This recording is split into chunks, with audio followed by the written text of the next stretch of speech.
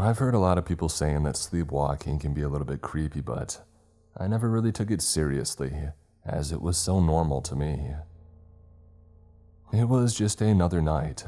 I went to bed early, exhausted from a long day at work. I had been struggling with my anxiety lately, so I decided to take a sleeping pill to help me get some rest. I fell asleep quickly and deeply for a few hours. But then I woke up in the middle of the night.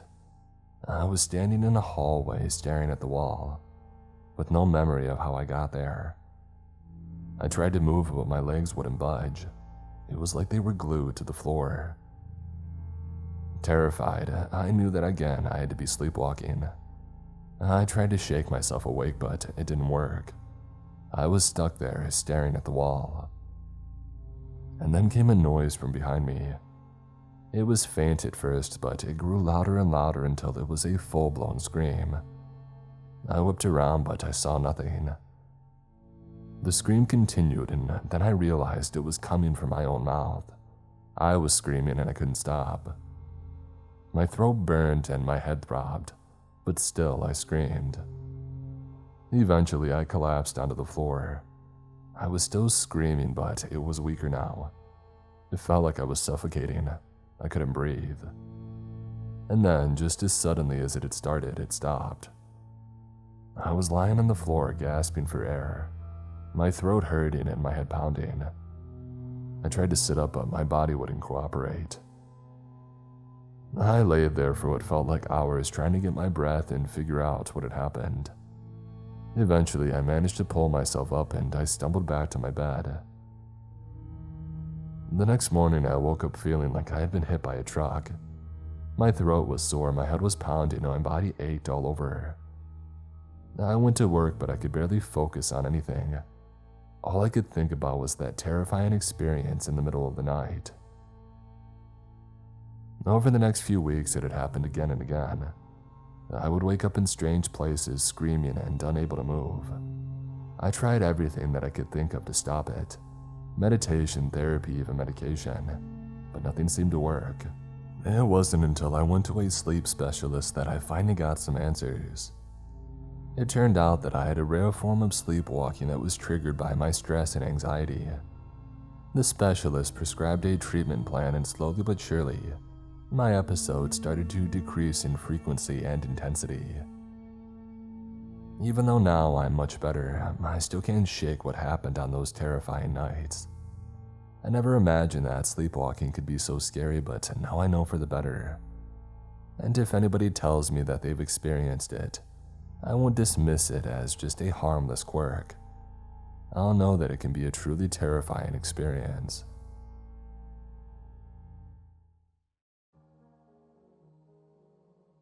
I'm still relatively new to Reddit, so I don't really know too much about it. I am a fan of YouTube videos, though. When I'm doing things around the house, I like to listen to readings on YouTube of Reddit stories, both hilarious and terrifying ones. One day, as I was cleaning, a video that I was listening to had finished and automatically played the next one, which was a stalker reading story. After hearing other people's encounters, I decided that maybe I am ready to share one of mine too. I posted a story of mine earlier and it got a lot of positive reinforcement, so I think I'm going to talk about another. This is an encounter that went on over the span of maybe a month, and then continued on from a distance for the next 2 years. This is a pretty long story, so I'm sorry if it gets boring. Growing up, I lived in a small town. Now, I don't mean footloose small with a mere 14,000 people. I mean really small with only 1,000 people when I moved there in first grade. I didn't really make any close friends all throughout my school days, and I wanted to get pretty far away. The farthest my parents would let me go for school, though, was a few states over to study Japanese at a private university in Ohio. My freshman year flew by. I met a ton of new people, and my Facebook exploded with friend requests from both domestic and international students alike. Not remembering everyone I met, I accepted them all. I was young and excited to make new friends, and I ended up making a lot of good friends. I was actually kind of, dare I say it, popular. By my second year, the leader of my department had deemed me the big sister of the program. It was a small program, but I was usually the one that people would turn to for help. I was good at what I was studying, and I was proud of it. There was a building on campus that was open 24 hours for students. It had couches, armchairs, and coffee tables on one half, and tables and regular chairs on the other, separated by a big fireplace. There were also 2 little secluded loft areas for small groups that wanted a little more privacy. People would go there to study or just hang out with friends. There was a cafe attached to it, so it made it ideal for a study spot. Coffee plus students equal productivity. Because I am a coffee fanatic, some might say a coffee snob, I was always in the study building where I had access to coffee when I wasn't in class or catching those oh-so-rare hours of sleep. The only problem, well, if you can call it a problem, was that because I was the go-to person for the program, I would only sit down for a few minutes before someone would come up and sit with me, be it to study or to chat, usually the latter. When the end of the sophomore year was rolling around, the dreaded exam time was approaching quickly. I was studying abroad my junior year and I wanted to leave my school on a positive note. I was desperately trying to get some studying done, but people kept sitting to chat with me in the study building. And don't get me wrong, I'm not complaining. Oh my gosh, I'm like so popular that I can't even stand it. No, not that. I loved my friends. But they couldn't really grasp the concept of silent studying. A few of them were already done with exams and just wanted to talk. I decided to try my luck in the library, instead of heading to the study building. I went to the library and sat down on one of the little tables by a big window. I was on a roll.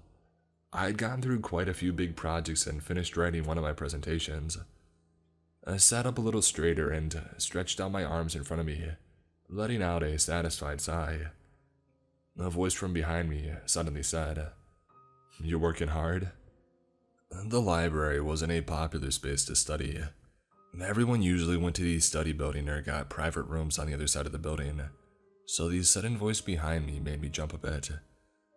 Yeah, I replied. It was a Chinese guy on the heavy side, a few inches taller than me. "I'm sorry, do I know you?" "No, I don't remember his name. So, for this story, I'll just call him Chen." "Yeah, we met at orientation. We're friends on Facebook," he said. His English was good, but sometimes his accent was hard to understand. He still didn't give me his name, but he looked at me so expectantly that I felt bad for not remembering him. "Oh, yeah," I blurted out. "It's nice to see you. How are your finals going?" We talked a little about school and some other small talk. But it was getting late though, so I excused myself to go back to my share house for the evening. The next day, I avoided the study building altogether, hoping to get the same amount of studying done that I had done the day before. I walked quietly into the hall, glancing around. I didn't see Chen, so I went to sit at my table from the day before and I sat down. It wasn't 15 minutes before he appeared though, sitting down next to me and trying to strike up a conversation. I was a little annoyed, but I stayed polite. I excused myself after about an hour of awkward conversation with the stranger, and I gave up for the evening. It was still early, but I grabbed some friends and we went out for dinner at a local diner. The next day, I decided to try again. I went into the library and, much to my dismay, I saw him sitting at my favorite table. At first, I was annoyed, but then I thought, wait a second, he is here first, so I can just grab a different table and he won't notice. I walked to the other side of the room, passing rows and rows of bookshelves, sitting down at a corner table. If he found me, it would have to have been because he was actively looking. About an hour later, I heard footsteps heading around the quiet room, and then a quickened pace headed straight for me. "Hey!" I groaned internally, but put on a polite smile. "Oh, hey there." He had brought his stuff and sat down across from me. After a painful half hour, I finally gave up and decided to head home. The next day, I decided to talk to the front desk about getting a private room. They were on a different floor, so surely I would be safe there. Nope, he found me. After knocking repeatedly on the door and staring at me, I could no longer pretend that I didn't see or hear him, even with my headphones on.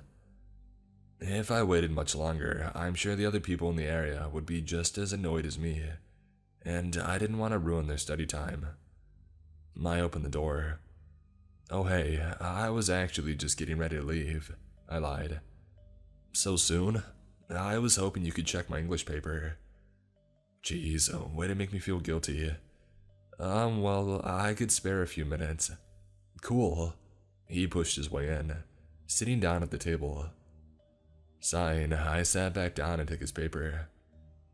As I started checking it, he started talking about how he never shared a meal with a girl before, because he thinks it's such an intimate thing. I was checking his paper as quickly as I could, trying to get away from the awkward encounter, so I let out the occasional "uh-huh" and head nod, barely listening.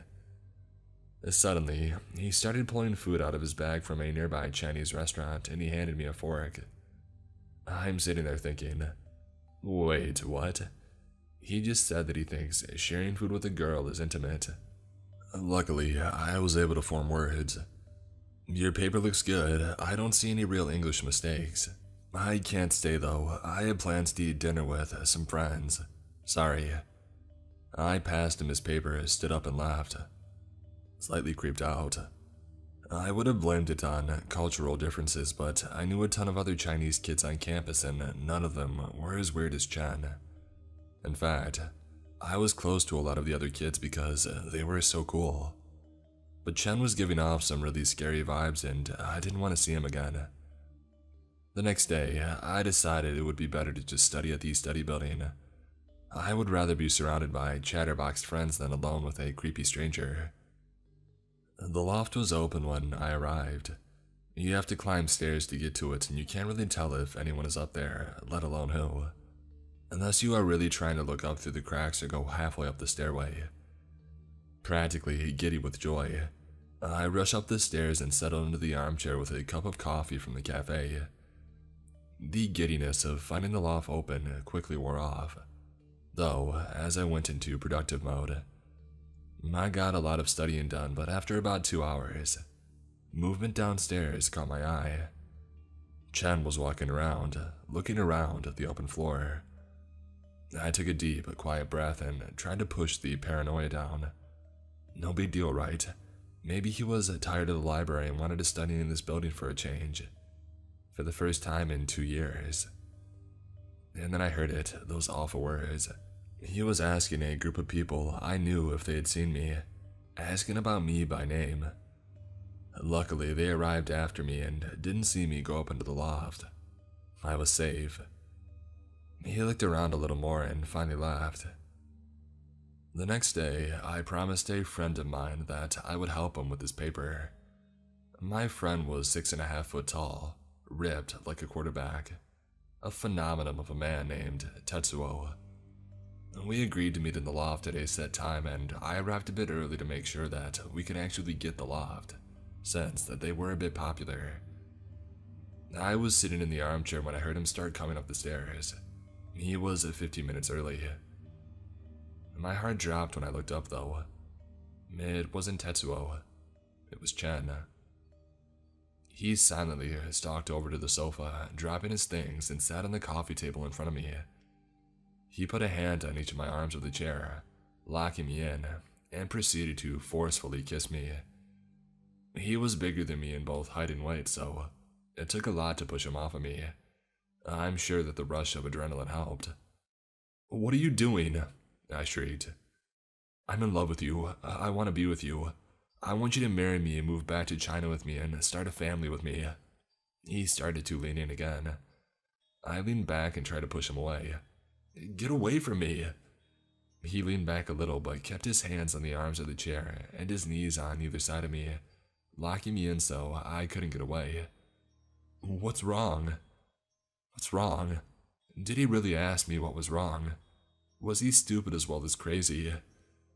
No, just no, get away from me.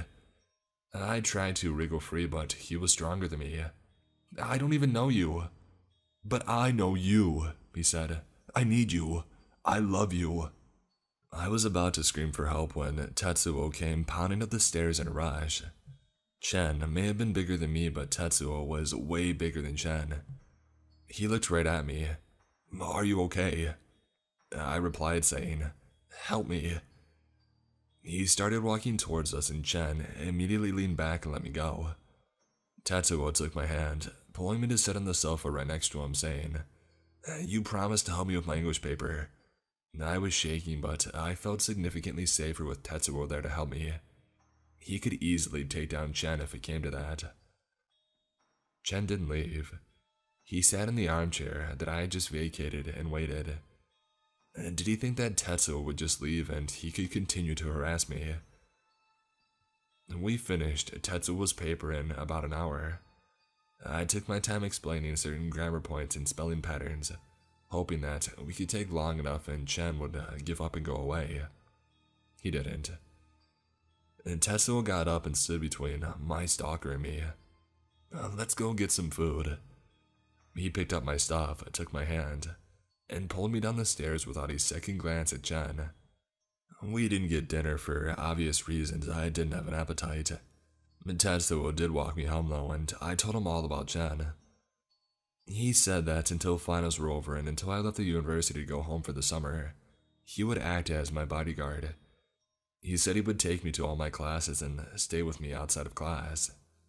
And he was true to his word. But Chen was always within view. The day of my last exam and the day that I was leaving, I met with Tetsuo in the study building. He looked around and didn't see Chen. With that, I said that I was going to buy a coffee from the cafe.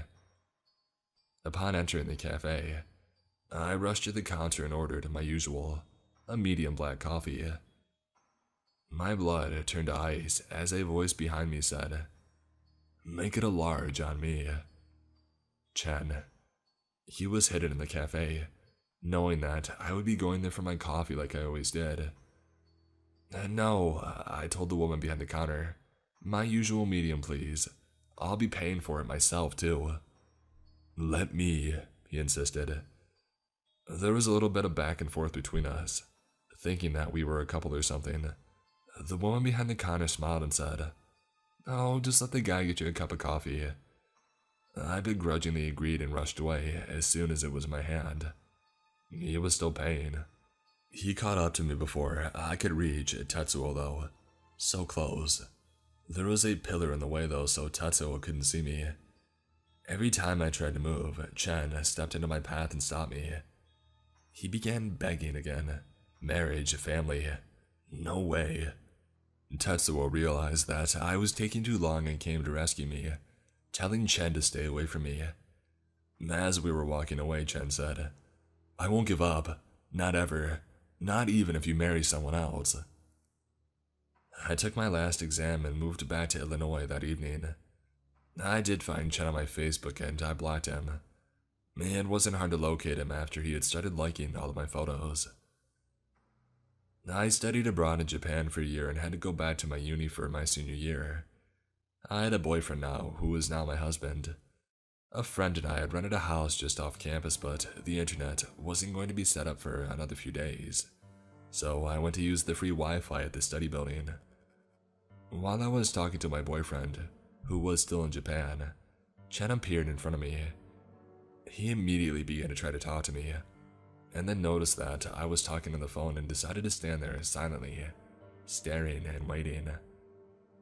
My blood ran cold again, and I began to panic, telling my boyfriend in Japanese what was happening.